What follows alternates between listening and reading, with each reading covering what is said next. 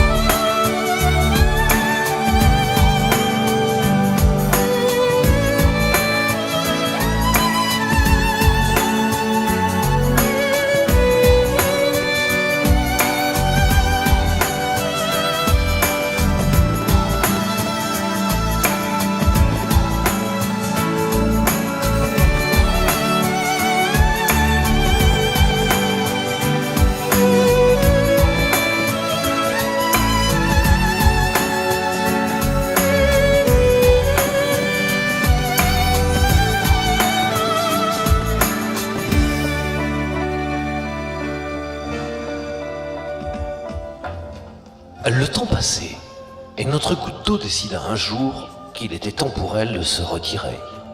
Elle s'enfonça alors dans le sol pour arriver dans une immense grotte qui, au fil du temps, allait se remplir d'eau.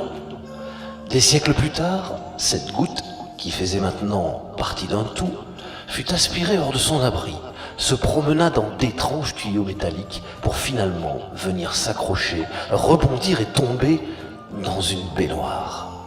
Une baignoire où un de ces êtres qu'elle avait mis tant d'ardeur à créer prenait son bain et jouait, un enfant.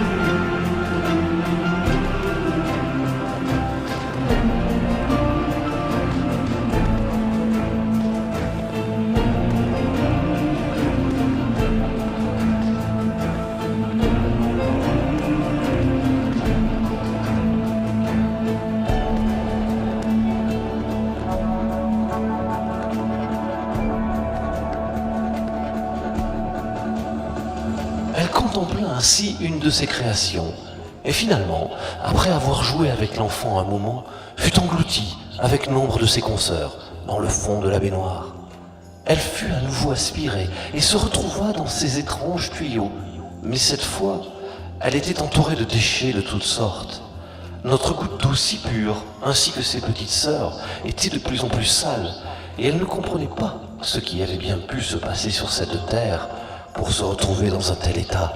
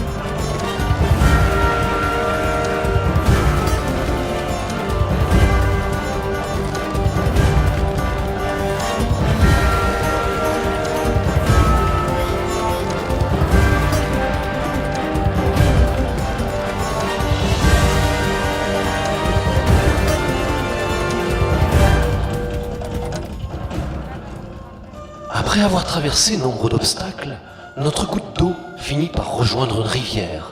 Et là, elle s'émerveilla de la diversité d'êtres vivants autour d'elle. Végétaux verdoyants, animaux, poissons et insectes. Le tout entouré d'une multitude d'autres gouttes d'eau. Elle se laissa ainsi porter par le courant et au fil de la rivière s'émerveilla à chaque instant du résultat de tant d'efforts et de milliers d'années d'évolution. La vie était bel et bien là, et dans toute sa splendeur. Notre goutte d'eau pouvait être fière. Sa mission était réussie.